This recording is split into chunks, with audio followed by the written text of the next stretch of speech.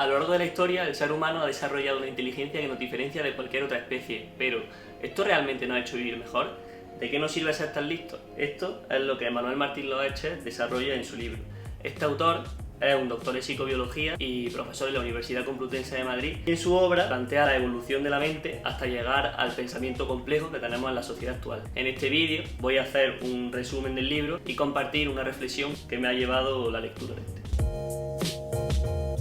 El libro está compuesto por 16 capítulos pertenecientes a estas tres partes que ahora vamos a profundizar a continuación y os voy a hacer un breve resumen de cada una de ellas. Empezando por el principio, se ha ido estudiando el cráneo de nuestros antepasados y de otros animales y se ha visto que el tamaño del cerebro, a más tamaño, más inteligencia en esa especie. Se ha estudiado también otros aspectos como lo son, por ejemplo, el lenguaje, que también hay muchas teorías acerca de cómo ha surgido el lenguaje, pero sí que es verdad que parece que la más lógica es que ha surgido de una forma gradual, progresiva, empezando por los símbolos que se han descubierto en muchas cuevas y muros de nuestros antepasados, y sí se ha visto que no es algo reciente, no ha surgido de la nada y se puede explicar también en algunas zonas del cerebro como son el área de Broca y de Wernicke. Pero los seres humanos no somos los únicos que tenemos lenguaje, sino que también se ha estudiado en otras especies que conviven actualmente en nuestro planeta, que también tienen una especie de lenguaje y tienen una inteligencia también bastante superior. Se han estudiado elefantes, orcas, cuervos, primates y se ha visto que también tienen ciertas actitudes. El animal que más se ha estudiado son los primates, también por la facilidad que presentan de estudiar. Por otro lado, otro aspecto en el que profundiza también bastante el autor en esta primera parte del libro es en el mito del genio torturado, que viene a ser algo así como el entendimiento que tiene la gente de que a mayor inteligencia, menor felicidad o viceversa. Esto realmente el autor lo desmiente, explicando también así que esta forma de entender la inteligencia no tiene ningún fundamento, y luego también se ha relacionado mucho la creatividad con la locura, pero realmente no toda la creatividad es locura, sino que es solamente la creatividad artística, porque la creatividad tecnológica se ha estudiado y no presenta tampoco unos índices altos de patología. A raíz de esto, el autor explica también muchas teorías, desmiente algunas, se pone a favor de otras, explicando también la teoría CHC de Cattell, Horn y Carroll, que tuvieron en común todas sus teorías que se fueron mejorando, a una teoría que proponía una inteligencia general y 8 inteligencias más específicas. Así, el libro va avanzando y recorriendo el conocimiento y el funcionamiento de nuestra mente, explicando un poco cómo son ciertas partes, cómo funcionan, como por ejemplo los homúnculos, que es una especie de representación de las partes más importantes de nuestro cuerpo, y creando un dibujo, una persona así, que pues podemos ver que las manos son mucho más grandes en comparación a otra parte, la cara, las expresiones faciales. Y Loesche también explica claramente muchas partes muy importantes en la comunicación con otras personas, tanto en nosotros como por ejemplo en primates, como son cejas, los ojos, 42 músculos en la cara que los utilizamos solamente para la comunicación, y el cerebro lo tiene muy en cuenta y son unos aspectos muy importantes. Por último, profundiza un poco en la memoria, explicando cómo funciona, la diferencia entre la memoria declarativa y procedimental, con ejemplos muy claros y precisos que hacen entender muy bien estos procesos que pueden ser complicados para una persona sin previo conocimiento.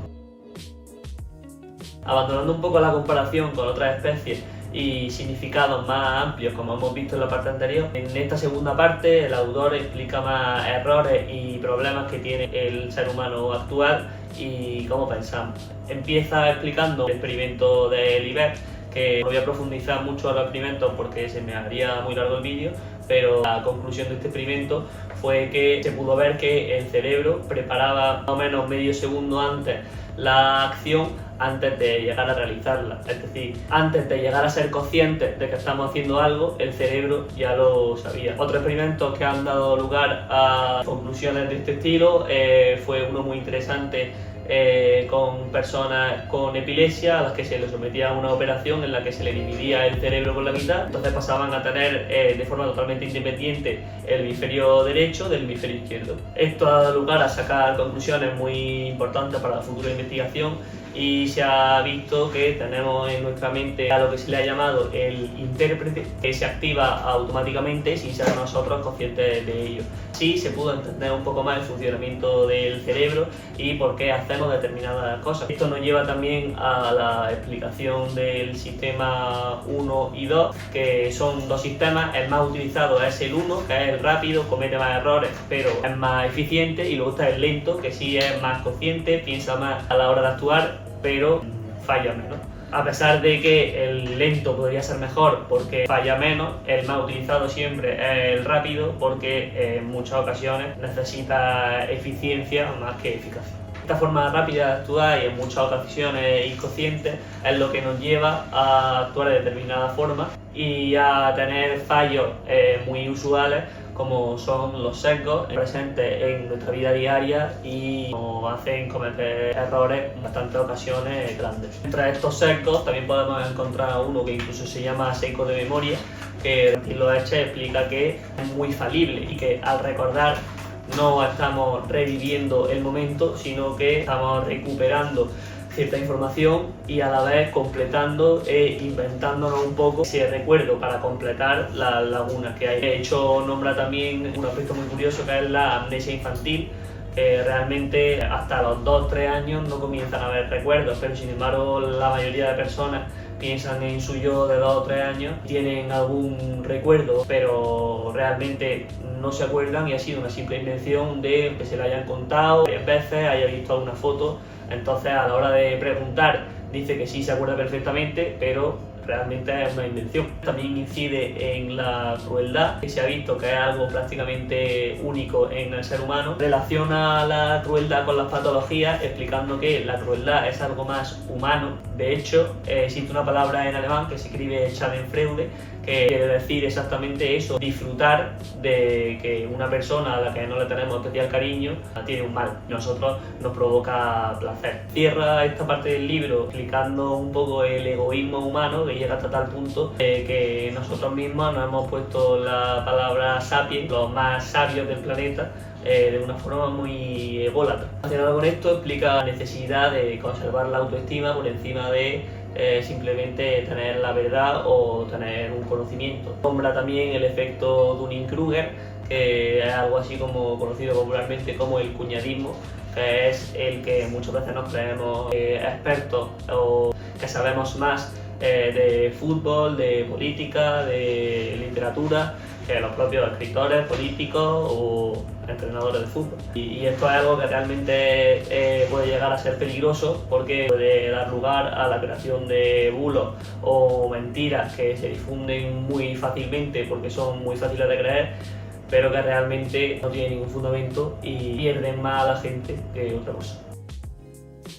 Como consecuencia de los errores que hemos comentado en la parte anterior, en esta parte se comenta un poco más la importancia y la influencia que tienen ciertos relatos en la vida diaria del ser humano. Explica así que estos relatos se han ido contando de generación en generación, que no tienen ningún fundamento, como puede ser, por ejemplo, las religiones, pero que responden a preguntas que se plantea el ser humano y que se lleva planteando durante toda su historia, como son las preguntas kantianas, las que propuso Kant,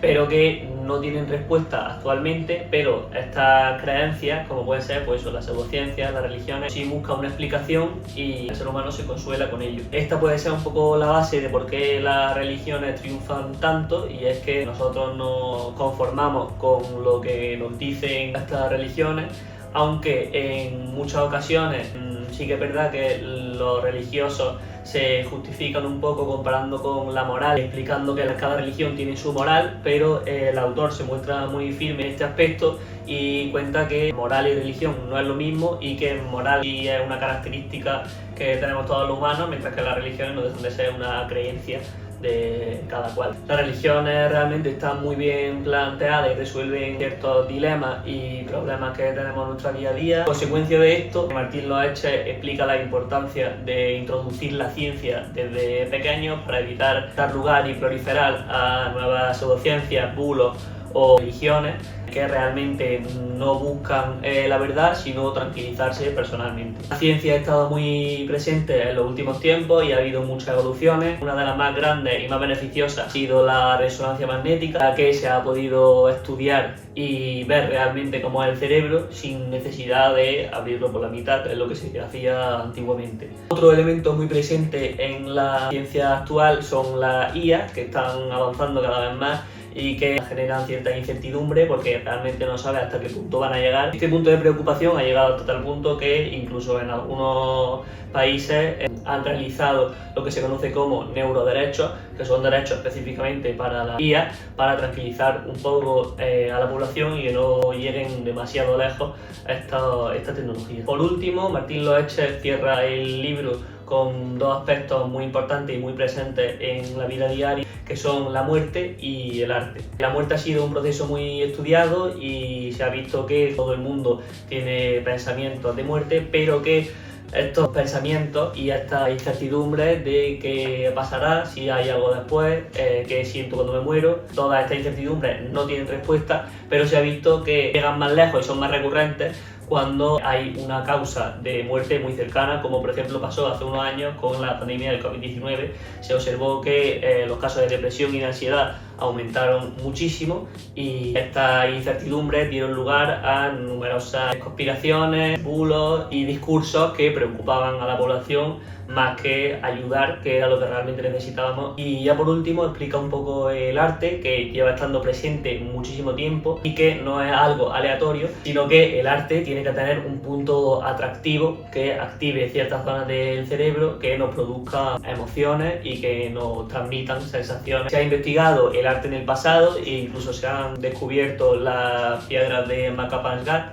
que son unos retratos de hace muchísimos años, pero es una piedra tallada que se podría reconocer también con arte. Entonces, ¿de qué nos sirve ser tan listos? Realmente no hay una respuesta clara. La inteligencia nos ha permitido sobrevivir, construir, imaginar, pero también nos ha llevado a vivir más desconectados, a mentirnos entre nosotros mismos. Martín Loeche con este libro nos hace reflexionar y explica de una forma clara y precisa aspectos que pueden ser muy profundos, pero que gracias a su lenguaje y a su forma de escribir son accesibles a cualquier persona. Además, a pesar de explicar profundamente muchos errores y problemas que tiene nuestra inteligencia y nuestra mente humana, muestra muy esperanzador explicando la importancia de conocer bien nuestra mente para poder solucionarlo y entendernos mejor entre nosotros mismos. Personalmente recomiendo mucho su lectura porque explica de forma muy clara, entiende mucho mejor cómo funcionamos y yo en concreto, que estoy introduciendo en el mundo de la psicología, pues me ha parecido muy interesante y muy completo.